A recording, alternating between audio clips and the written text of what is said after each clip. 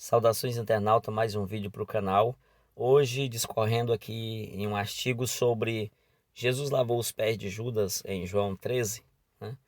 Então criei aqui desenvolvi um artigo rápido, bem simples, para trazer uma argumentação em cima dessa questão e apresentar uma possível resposta, uma resposta a essa questão complexa, tá?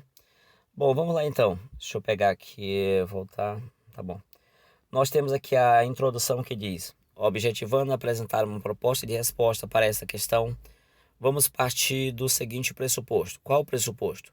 O texto não diz explicitamente que Jesus lavou ou não lavou os pés de todos os discípulos, isso de forma indistinta, né? Ou seja, não diz que ele não lavou a todos e nem que lavou a todos explicitamente. Estou meio rouco aqui, mas a gente vai chegar ao final. Partindo dessa observação inicial, a qual nos manterá em lucidez, apresentaremos algumas questões que julgamos necessárias na trajetória pretendida aqui. Assim, no final do artigo, poderemos trazer ou apresentar uma resposta a partir de alguns elementos tanto no contexto imediato do capítulo 13, quanto no contexto mais amplo do próprio livro em si. E aqui nós temos uma citação que diz: antes da festa da Páscoa, sabendo Jesus que era chegada a sua hora, que era chegado a sua hora de passar deste mundo para o Pai, né? Tendo amado os seus que estavam no mundo, amou-os até o fim. Então aqui é onde Jesus conclui, né? Ele está sabendo que é a hora dele ir lá para o próximo patera, no caso o Pai, para junto do Pai, e ele vai amar o seu discípulo até o fim do mundo, não, acredito que até o fim do momento que ele estava partindo, né? Então se agarrou ali aos seus discípulos até o final, que não ficaria legal também até com o verbo amou nessa tradução aqui, né? Então ele ama o discípulo de lá até aqui. A conclusão é essa. Colocamos aqui no artigo algumas ideias que chamamos de premissa para depois concluirmos o raciocínio, o argumento em si. A primeira premissa que a gente vai estar estabelecendo aqui seria: a expressão seus discípulos ou os discípulos é usada de forma genérica e representativa em João. Quando a gente olha, por exemplo, João 11:8, diz: os discípulos disseram, mestre, ainda há pouco os judeus queriam apedrejá-lo e o Senhor quer voltar para lá. Aí no versículo 12 do capítulo 11, então os seus discípulos disseram, Senhor, se dorme, estará salvo. Vamos para o comentário que coloquei aqui. Nestes dois exemplos acima, não parece ser sóbrio concluirmos que todos os discípulos falaram a mesma coisa e no mesmo tempo. A expressão os discípulos é usada aqui de forma representativa de categoria, ou seja, alguns dos discípulos fizeram essas observações e João cita que alguém que fazia parte da categoria discípulo praticou uma determinada ação. Vale deixar claro, registrado desde já, né, que não podemos negar que Judas fosse um dos discípulos. Isso aí está muito claro em João 18:2.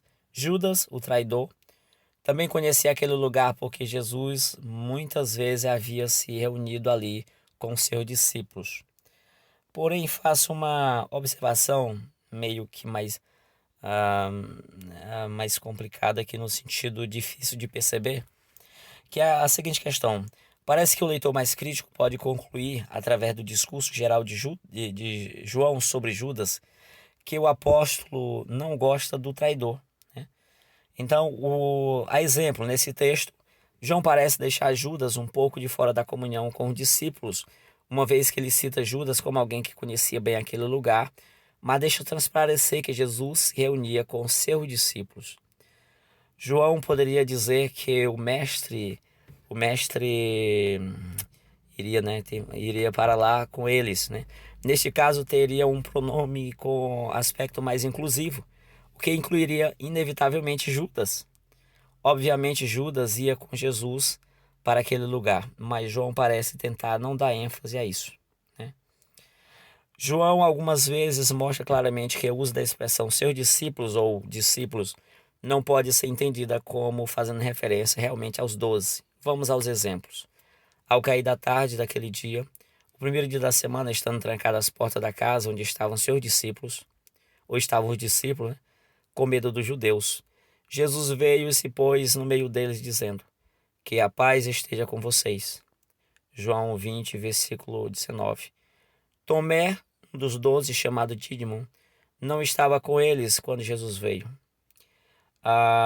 Outros discípulos disseram a Tomé: vimos o Senhor. Mas ele respondeu: se eu não vir o sinal dos pregos nas mãos dele, ali não puser o dedo e não puser a minha mão ao lado dele, de modo nenhum acreditarei.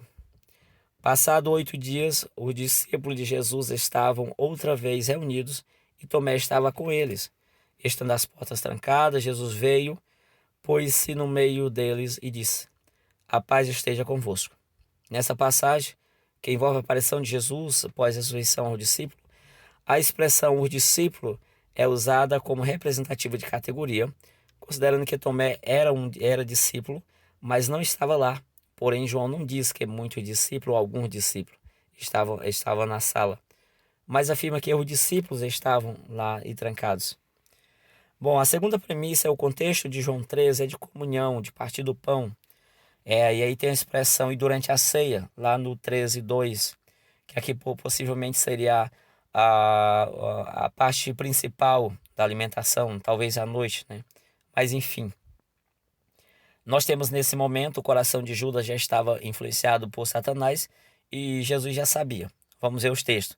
Tendo já o diabo posto no coração de Judas, filho de Iscariote, filho de Simão Iscariote, que traísse Jesus.